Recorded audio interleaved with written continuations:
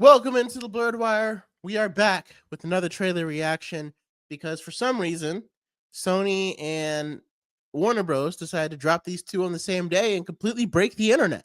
So, I just did Spider-Man Brand New Day yesterday. Today, I'm going to be reacting to Dune Part 3. I would have loved to do Dune Part 3 first, but Brand New Day is coming out sooner. There's going to be a lot more, talking points surrounding it. And I think we'll have more time to kind of unpack the Dune 3 trailer as time goes on. And it also probably doesn't reveal quite as much. I didn't realize that Robert Pattinson was going to be in it, though. And he and Zendaya are both in the movie coming out in April. So, this is a big year for Zendaya, John Bernthal, and Robert Pattinson. I mean, all three of them are going to be in some of the most hotly anticipated movies of this year, from Spider-Man Brand New Day to, I mean, obviously it's a big year for Tom Holland too, but from Spider-Man Brand New Day, The Odyssey, Avengers Doomsday, and Dune Part 3. Like, we've got 4 heavy hitters coming out this year. But without further ado, let's get into the Dune 3 official trailer.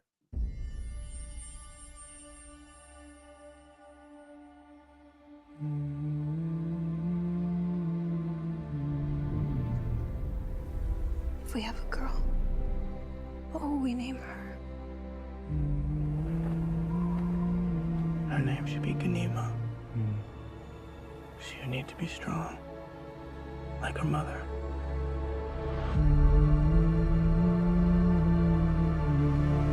What if it's a boy? I would name him Leto. Do it. So he would have the wisdom of his grandfather.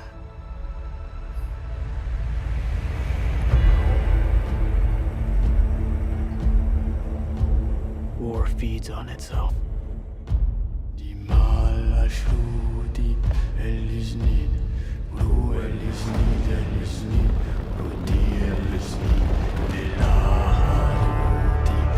more I fight, See the G. the more our enemies fight back.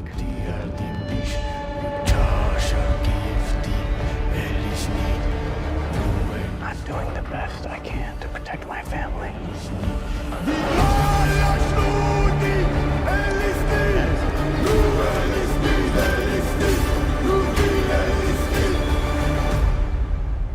How did father do it? Your father never started a war.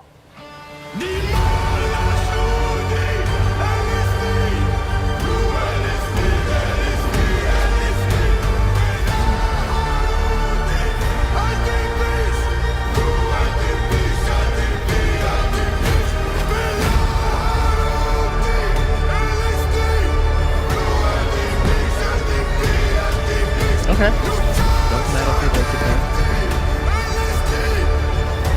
I'm not afraid to die.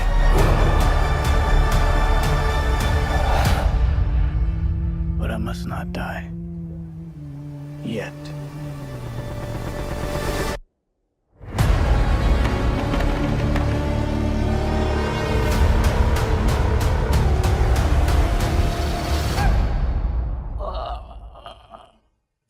Man, oh man, oh man. At some point, we're going to have to, I don't know, put some kind of rules or restrictions on how dope can you make a trailer, or how many, I don't know, how many, stars can you line up for one movie. I mean, obviously, Dune, to me, Dune Part 2 was the best movie of 2024 by far. One of the best movies of, the 21st century. Probably you could make a strong argument for it being one of the best movies, since the pandemic, since the turn of the decade, the 2000s, of the 2020s, I think it belongs in that conversation. So with Dune 3, now Denis Villeneuve has to land his plane, right? He wanted it to be a trilogy, an epic trilogy, and it'll closely follow the parts of Dune Messiah. I thought it was interesting how he decided to name it Dune Part 3 rather than Dune Messiah, because it was originally going to be Dune Messiah, but this time he called it Dune Part 3. And that tells me a couple of things. I think it means that he's going to take a few more liberties. I think this is where, because I think Dune Part 1 and Part 2 stuck very closely to the original book, just only a few well placed adjustments here and there to kind of make some things sit in a little bit better. I think this time it looks like Denis Villeneuve is. This time it looks like him naming it Dune Part 3 to me is kind of an indication that we might get a little more Denis and a little less Frank Herbert in this one. Couple of things to point out that were interesting. It looks like, because remember, Jason Momoa's character died in Dune Part 1. Which means we'll see Jason Momoa twice this year, in Supergirl as Lobo, and we'll see him in Dune Part 3. But again, his character Duncan Idaho died in Dune Part 1, but in Dune Messiah, he comes back as I think it's called a gula, or basically like a reincarnated ghost, and he has like a relationship with Anya Taylor-Joy's character, Paul's sister. I don't know why I can't think of her first name right now, but Atreides, I think Aaliyah Atreides. Yeah.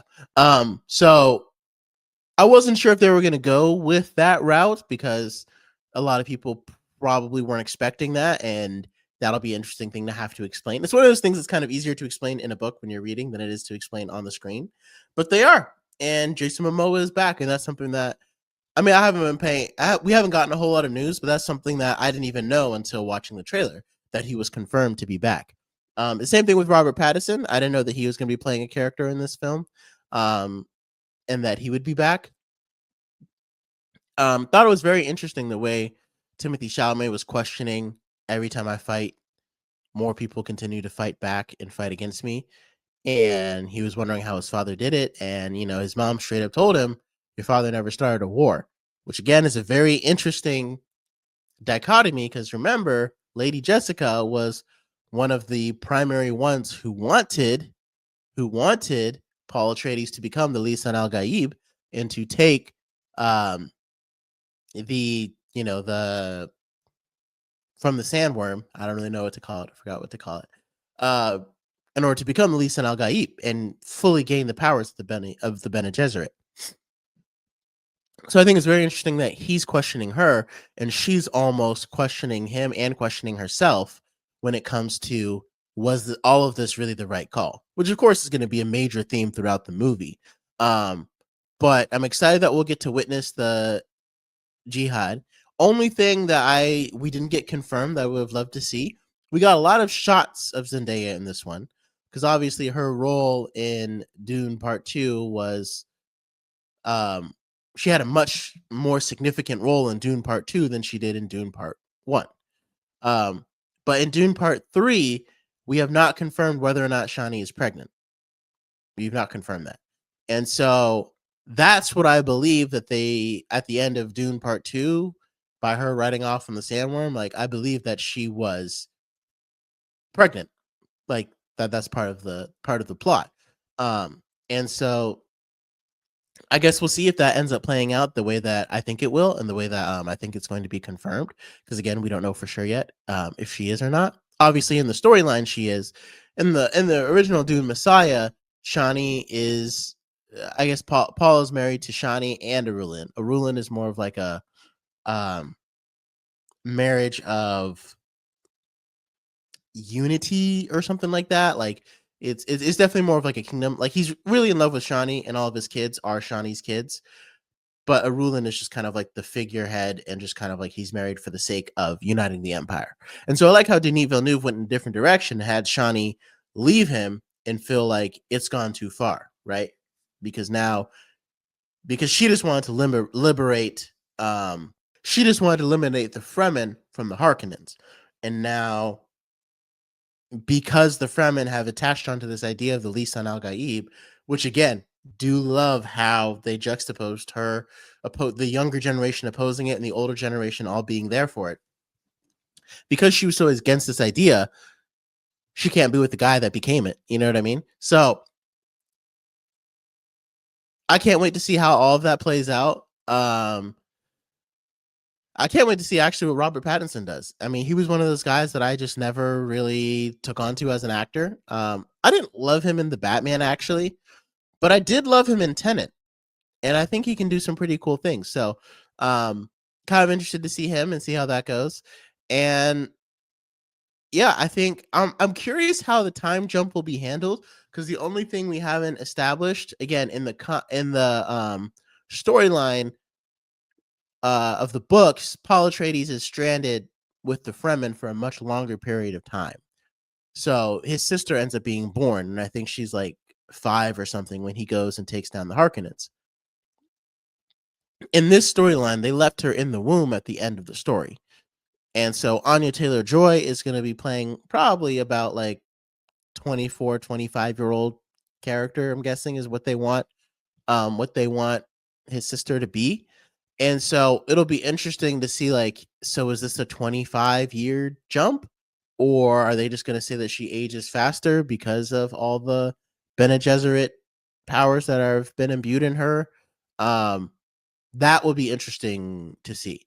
I'm definitely going to watch Dune Part 1 and Part 2 right before it comes out in theaters. I'm going to try to like if I could take that day off, it would be so perfect because then I would just watch them back to back and then go into the movie theater right into Part 3. So that is my goal. Hopefully is what I'm going to try to do. But let me know your thoughts about the trailer, what you think about it, how you think the direction is going to go. Do you have any theories for what Denis Villeneuve is going to do that's going to be different? Do you have any ideas on what might end up happening?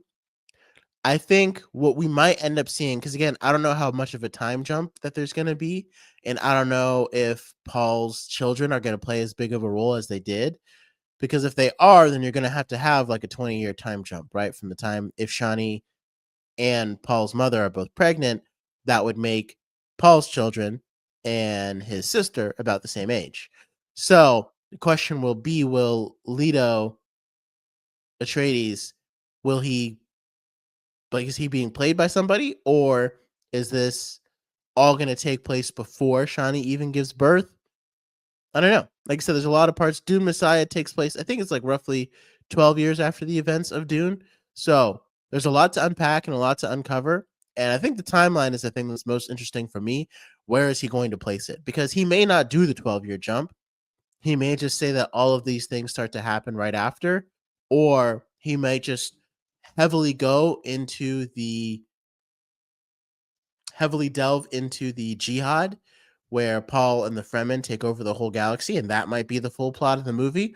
And maybe he's not calling it Dune Messiah because he's not actually going to adapt Dune Messiah. Maybe he's just taking the jihad part of Dune Messiah and adapting that, and then just the next movie would have to pick up with their children with Dune Messiah. That would be extremely interesting to find out. But I do like how he styled this as a trilogy. There's been some conversations that will this trilogy rival that of Lord of the Rings? Frankly, I think the answer is no. I hate to be that blunt about it, but I also feel like, to me, there's too many factors to put in. And again, number one, none of these movies have sniffed $1 billion. Dune Part 2 was great. It deserved every Oscar it won. But remember, Lord of the Rings, if I'm not mistaken, either all 3 of them or the last 2 of them both made $1 billion. And that was at a time where a movie ticket was half what it is right now. You could go see a movie for $5, and on a cheap night, it could be 2, right? And it still grossed $1 billion. Maybe not 2. I guess that would be pretty cheap. But now we're in an era where movie tickets are closer to $16, $18, $20. And again, 2024, that's about what movie ticket prices were. And in 2024, Dune Part 2 didn't get to $1 billion. I wish it did. I think it deserved to. But like, again, so that scope and level of impact, again, commercial success is not the only thing that determines how iconic a trilogy is. But I think if we're talking about levels, like, I think that's because again, Transformers made $1 billion, right? That's not a good movie.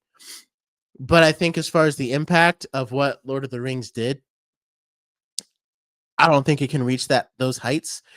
I can say that this might be the Lord of the Rings for this generation. You know what I mean? Because this is 20 years later too, right? So we are talking about a different generation, a new direction of fans. But I also think Lord of the Rings kind of did something that was not necessarily unprecedented because it was still adapted from a book. But like to me, like if I look at the Dune trilogy, there's so many films, even though in a way Dune paved the way for Star Wars, like the book itself, because Star Wars takes a lot from Dune. The fact that we have all these Star Wars movies and content kind of paved the way for Dune almost because so many people are not only interested in sci-fi, but proud to be interested in sci-fi and like, wear it on their sleeves. And that kind of paved the way for Dune to become what it is.